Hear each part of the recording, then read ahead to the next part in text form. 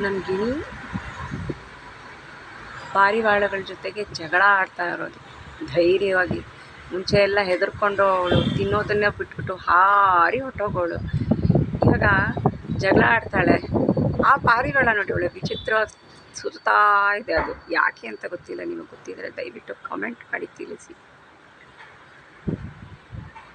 ನೋಡಿದ್ರಾ ನಮ್ಮ brave girl parrot.